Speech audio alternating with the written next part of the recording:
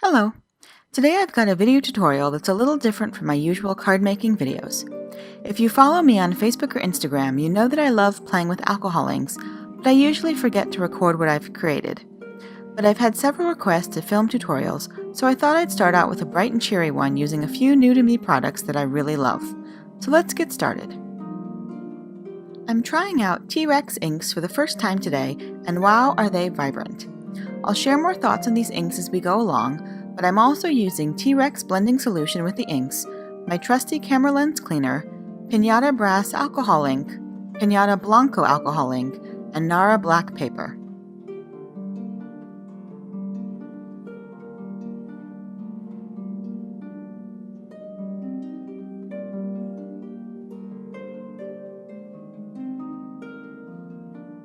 So first off, I've done a little experimenting on the paper to show you some of the different blending solution options. I'm using Trex Irish Moss Green with the Pinata Blanco ink. On the top left corner, I've mixed them with Copic Colorless Blender Fluid. On the bottom left, I've used 91% isopropyl alcohol, and it was not a good result. On the bottom right, I've used Ranger Alcohol Blending Solution, which is my normal go-to, except as you can see, I'm running really low and waiting for refills. And finally, on the top right, I'm using the T-Rex blending solution. And as you can see, the color actually seems the most accurate to the cap of the bottle.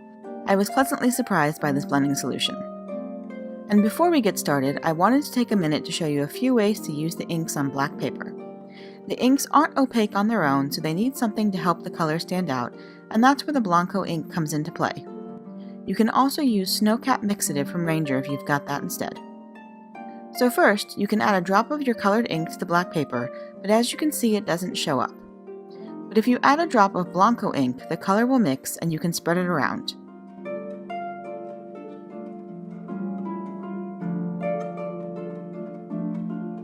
Another option is to add a little blending solution to the paper, then add a drop of Blanco, then a drop of color, and spread it around. This gives a nice even color and is my favorite way to add color.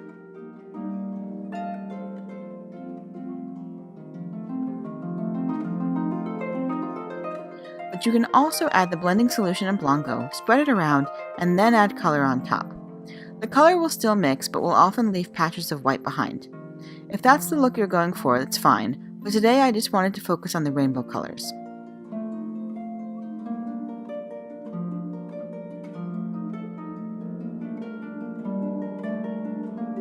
So to start, I'm going to work in a diagonal pattern from the bottom left corner to the top right. I add a few drops of blending solution and a few drops of Blanco, followed quickly by a few drops of amethyst purple, and then use the blower to move it around. If you blow too forcefully, you'll end up moving the ink off the paper so that the black shows through. I like that effect occasionally, but for the most part I try to keep the black from showing through and keep the inks on top of the white. You can vary the amount of white or color you use to get different intensities. This technique doesn't really lend itself well to blending between colors, but that works well for what I'm going for here. If you wanted more of a blend between the colors, I'd use more blending solution and add both colors at once.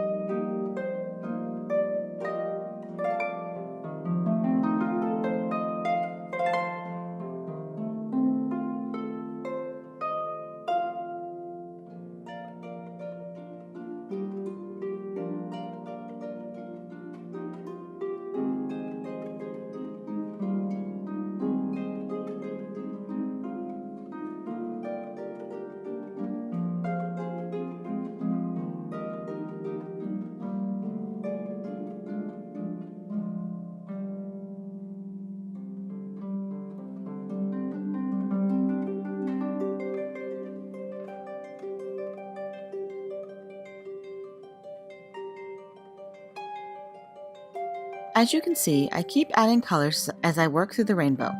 I've picked up the speed of the video now just so that it doesn't last forever, but you get the idea. Once I've put down my first rainbow layer, I go back and add another layer of color along the top and bottom of the panel. I also vary the amount of Blanco and colored inks I use so the colors are slightly different shades. It just adds a little interest to that first layer.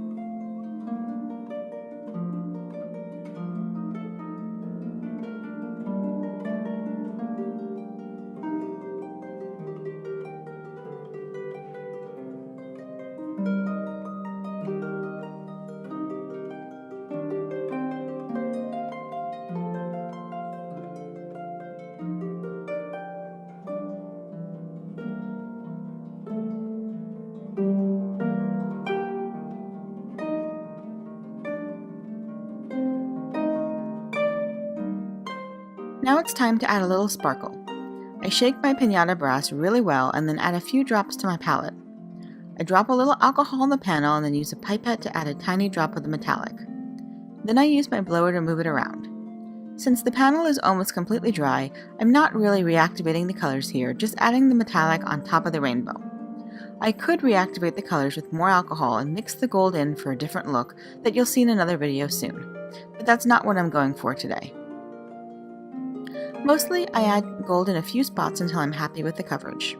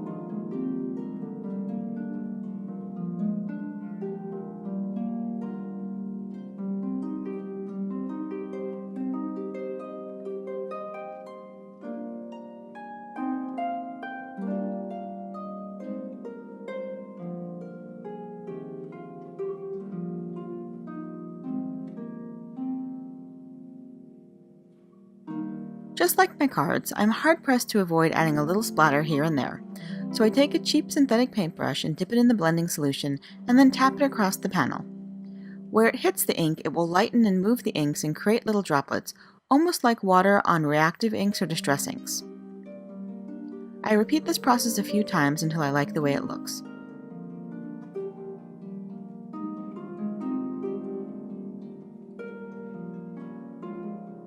Then I do the same with a little piñata brass to add gold droplets and accents across the panel.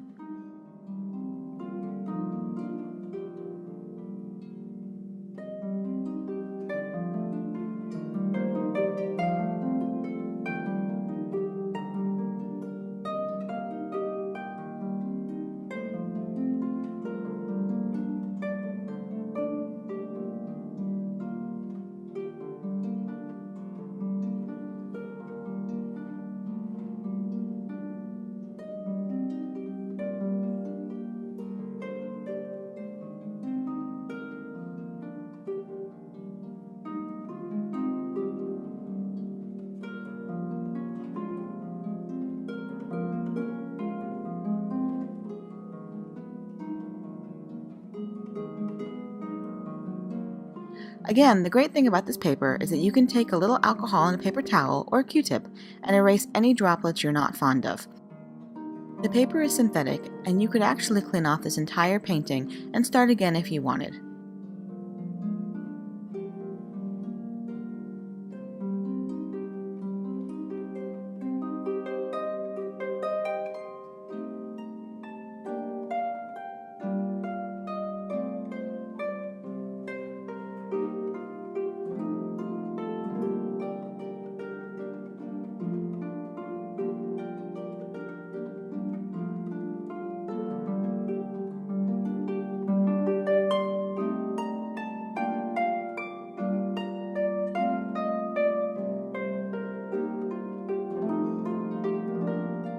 And that's it for the first step.